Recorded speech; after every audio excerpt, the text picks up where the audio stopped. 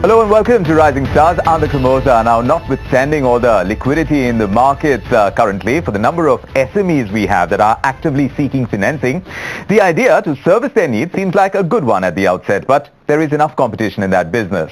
Now, OfBusiness is this startup that's into offering business credit. They want to expand their offerings to bill discounting. They want to get into project financing. But for the moment, for the most part of the business, it all comes from raw material financing. Let's find out more about their past, their present, and indeed what their future is looking like from the CEO and co-founder of the business, OfBusiness, Asish Mohapatra. Welcome to Rising Stars. Such a pleasure having you. Thanks for having me here. Ashish, do tell us about your business. You've concentrated on raw material financing. How did you decide to go this route when you set up in February 2016? Okay, when we started off, Vikram, the idea was to always concentrate on the SME segment because we always thought that that was a part of the market that was completely underserved.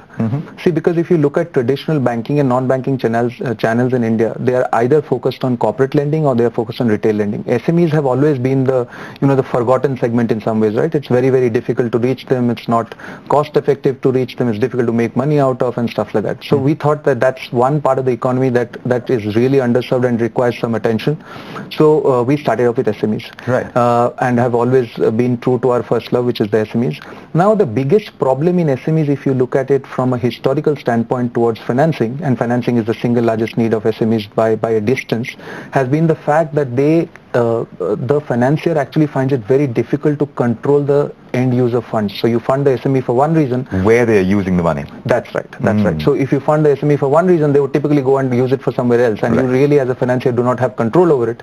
And the end user funds actually gives you a lot of control, because if the guy is actually using it in his business, he is more than probable to actually return back the money to you, right? Sure. Rather than consuming it for something else. Right. So the idea that we had was that if you look at SMEs in particular, close to about 60 to 70% of the revenue is actually spent in material financing, and about, I would say, 80 to 90% of that is in raw material financing. This is across sectors, really, Ashish? Yes. Yeah. So while we are across sectors and traditionally want to be in those sectors which are, SME bellwethers in some ways, we are concentrated, I would say, in 3 to 4 sectors today. Which would be? Which would be a combination of auto and auto ancillaries, meaning SMEs who would manufacture for the big auto giants like, let's say, Bajaj Auto, Hero FinCorp, Maruti and stuff like that. Second would be infrastructure contractor services, guys who would take up installation and manufacturing services for L&T and stuff like that. Sure. The third would be capital equipments, right? So those are the 3 sectors where we have a bulk of our lending. So this sounds good at the outset, because there is so much financing that is available otherwise to SMEs, and of course it's always dicey, right? Because you look at your NBFCs, you look at all these people who are out lending the money, and their NPA positions is always looking like it's in a mess. But how have you safeguarded? You've gone down this niche, but as far as the business, about 9 odd months or so since you started, how's it been looking? I mean, how is the NPA situation? How many borrowers do you have at this point in time? How much have you lent into the market? Okay, so see, first of all, the fact that SMEs have a lot of financing options available is not really true. So if you look at traditional banking and non-BFC and non-banking financial channels, they would, I think, be about 5% of really the SMEs needs. So close to about 95% of the SME needs actually comes from the informal channel, meaning that suppliers actually fund them. Right. Now the funding is obviously not free, it comes at a high cost, and these financiers have a lot of control over the SMEs. They essentially are guys who are placed in that micro market, and typically that would come at a cost of 2% plus. Okay, so if you look at the NPA position, which was your specific question, the banks and the NBFCs have a tough time lending to SMEs. Right? Why is that? The reason is, one is, as I told you, guaranteed end user funds, so they don't really know where the SME will use it. That's one. And two is that there are not real channels for them to go and access these SMEs. So hence they would tend to actually go down and lend to the ones that they know, or the ones that are probably the larger ones among the SMEs.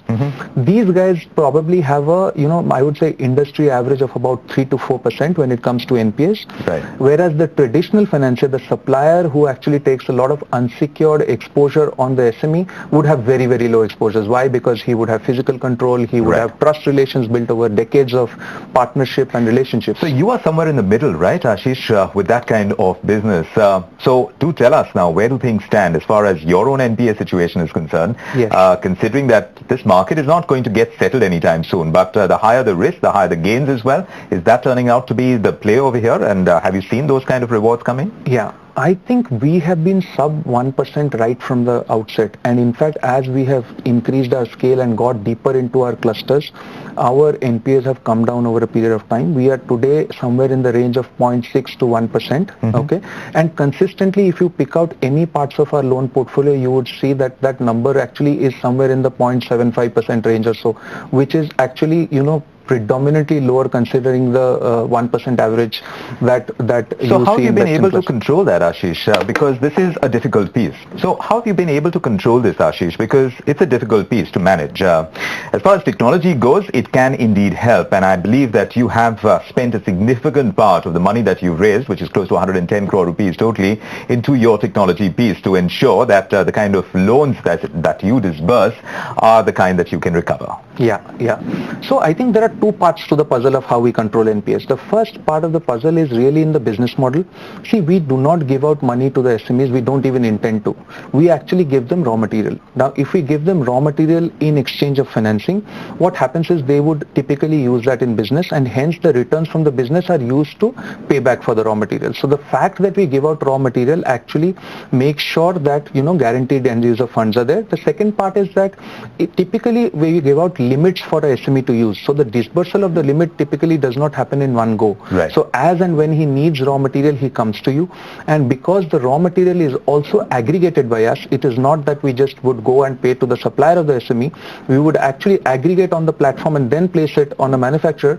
The SME also finds it cheap. Right. The raw material is also cheaper on our platform compared to what the SME would typically buy if he is buying standalone. Right. And hence he typically comes back to, buy the raw material time and over again. Sure. As he buys a lot of these raw materials, and that too frequently, he would have to pay back for his old loans, and hence because of the business model effect, what happens is that NPAs are under control. That's right. Right. And hence you would see a sub 1%, which would actually be a best in class for even a corporate kind which of is great. structure. But also tell me about the kind of revenues right now, because there is the interest money. So how competitive are your interest rates to start with? And also because of the aggregation nature of your business that you're talking about, there are certain revenues that you gain from that too. So how does that work?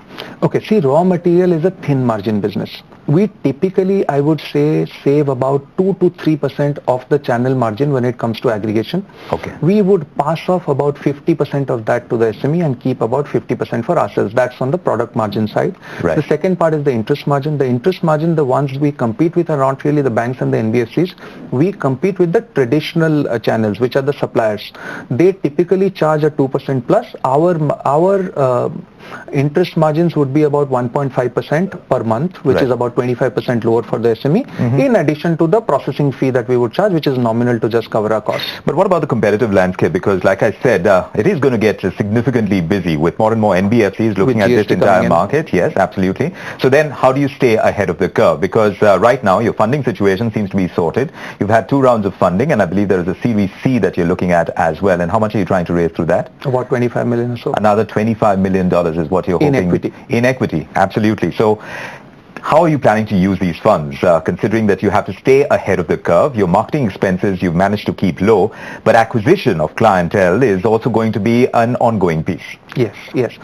See, the big part of what we do is essentially in the use of technology. If you look at our current workforce, about 150, roughly about, I would say, 40 to 45% of our workforce is deployed in technology. We use technology in 3 ways, and they would be different from what you would have seen in the industry. One is we actually do acquire our SMEs online when they, because of the sectors that we are present in, these are guys who actually win tenders, right?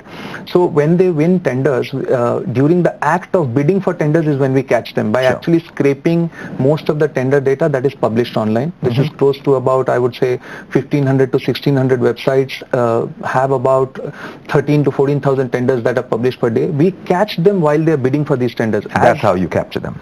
Yes, and it is a humongous effort to not only standardize these tenders, but also actually build a database of who is bidding for what tenders and who is winning, Sure. and what kind of strategy he is actually using to bid for these tenders, and Yes. that becomes an acquisition tool for us. Right.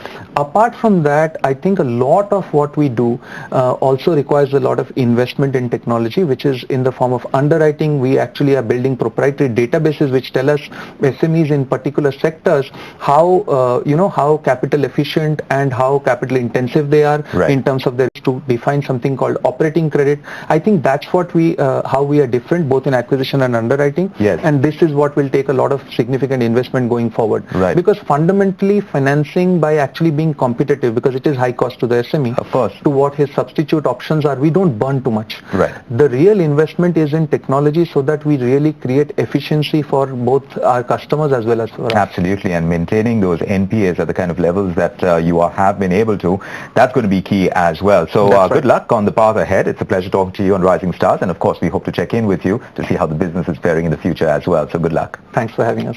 Ashish Mohapatra, founder and CEO of OfBusiness, and there'll be plenty more here on the show as far as young entrepreneurs go. Thanks for joining us for the moment.